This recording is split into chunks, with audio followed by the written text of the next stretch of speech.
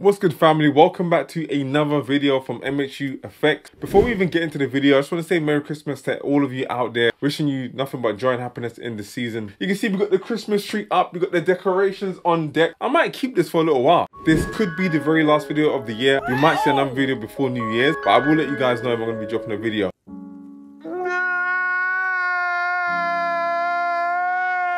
In today's video, I am breaking down one of the trades that I took this week. It was a crazy week, but look, we still managed to get the dub, and I'm gonna show you how. Okay, so right now we are on GPUSD. Once again, my favorite pair. You guys already know the deal. I've got my annotations off right now. You can see this has been a horrible kind of week to trade. You can see nothing but sideways action. I'm gonna put this on. It's not like there was any annotations on this anyway, but you can see this is a new week over here, and we've had nothing but sideways action, nothing but accumulation of orders. This is awful to trade. You don't want to be trading something like this, but eventually what happens is they get going. So they drop down to this low, create relative equal lows, and then they take out the low. So automatically in my head, I'm still looking to be bearish, even though it's short term for GPUSD. I'm looking for G to drop. So when price starts trading back higher, or in other words, pulling back, obviously I'm expecting price to drop again and take out this low. But this is one of the reasons why it's so important to have a bias. I was of the bearish mindset, and so I was looking at bearish activity. And so this is why I'm looking to get active with sells, whether it's going to be when price gets up into a premium price up here for a beautiful longer term trade,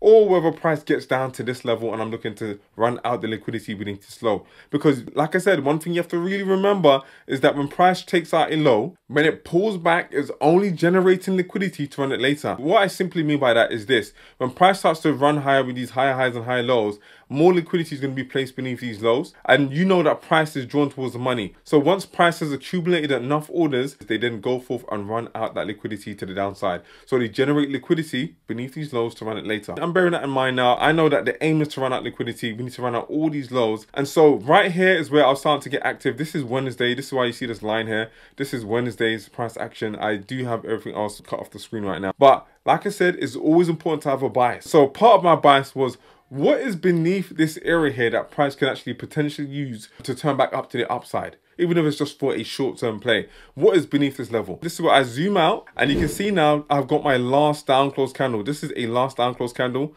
Here you see these relative equal lows, or liquidity, or sell stops down here. They run it out. Look at the speed they run out these lows with. They accumulate orders down here, and then boom, big drop. This is my down close candle. This is where I'm expecting price to turn around at, and obviously I'm expecting mitigation to take place here. And so that's coming out of their negative positions. The bank's coming out of their drawdown positions. So I'm expecting price to get down to this level here. So not only do I have a point of interest for TPing, which is going to be this area over here, and you know, I'm gonna go up the time frame actually, because I believe there's an imbalance here that I use as well. So you can see this imbalance here. So I'm gonna mark up the imbalance too, so you guys can see it.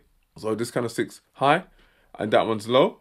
So that's my imbalance area. You can see where it's at. That's my imbalance area. Now I'm looking to get active. Now I'm on the 1 minute time frame. The imbalance is beneath me. As you guys can see, this is my area of interest right here. And what is price doing on the 1 minute time frame? On a 1 minute time frame, price is making lower lows and lower highs. So I know now it's time to get active with sells on the lower time frame. And so this is why I'm looking for an opportunity to take it to the downside now and run it into that area here. That area down here is literally at 1.2048, and then the full imbalance fill, or to actually get down to that institutional candle, is 1.2024. I know that there's going to be a beautiful amount of pips available. 1 minute time frame now, you can see price making lower lows and lower highs. Just like we said before, you don't want to be selling beneath a low. On the 1 minute time frame, these are all older lows on that 1 minute time frame, and you never want to be selling beneath a low. So when price got beneath this level here, it dropped. Yes, it did. But look, if you're selling beneath this low, you'd have been taken out unless you had a really huge stop loss for a dead R or dead return. But price would have come up and taken these people who were selling beneath this low,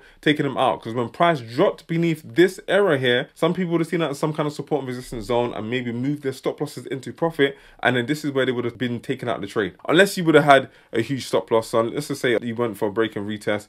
Your stop loss was a 23 pip stop loss. So be it, you would have won that. So like I said, you never want to be sold beneath a low. You always want price to return up into your entry's time frame premium. And so my entry time frame is the 1 minute time frame. I wasn't active here. So now let's just zoom in. Like I said, this is beneath a low. You don't want to be selling beneath a low, because ideally you want to catch the best or the optimal trade. If you're that kind of scalper who likes scalping beneath it, that's more so breakout selling, and that's on you, man. I don't do that breakout stuff. Cool. So now check this out. Play it on a 1 minute time frame.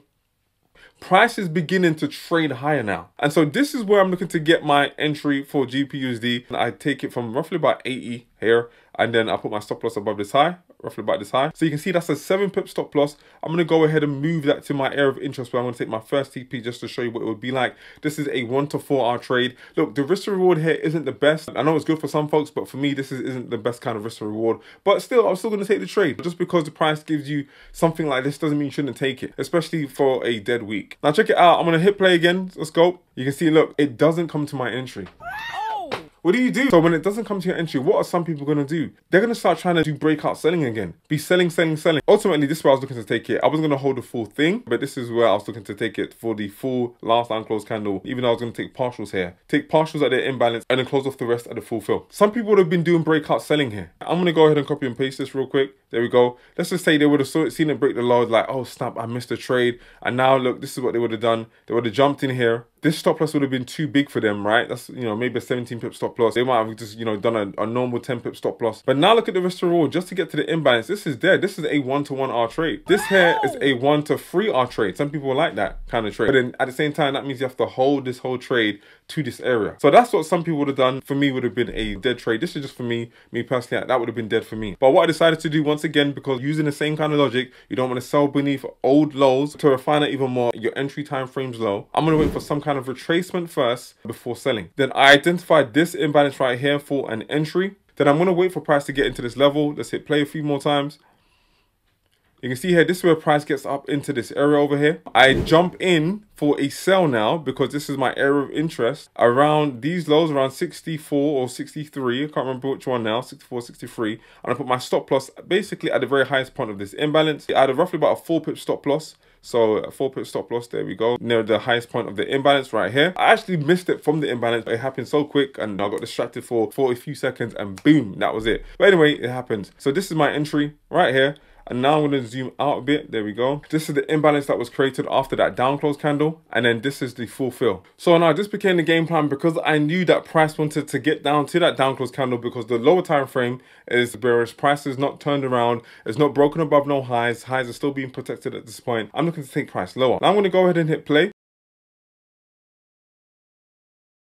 So you can see it's taking its time, then eventually gets to that imbalance here. This is where I take off 50% of the trade. And I chose 50% because there was still a large chunk of the move to go. So from this high to this level, down here to this down close candle, roughly about 24 pips. If this was nearabouts my final TP area, I would have taken off 80%. But because price had moved to my TP1 or my area of interest for taking profit, this is where I took off 50%. And then let's just go ahead and cancel everything. Let's just come out of all of this real quick. I'm going to show you guys what happened. After I hit the inefficiency, it played around for a little bit. Eventually came and tagged that down close candle, which is over here. So now I'm going to show it to you in a 50-minute time frame. This is the down close candle. You can see we have tagged it here. Now I'm going to show you guys my executions. Like I said, this is the one that was missed, so we don't need to worry about that. I'm going to show you guys my executions real quick.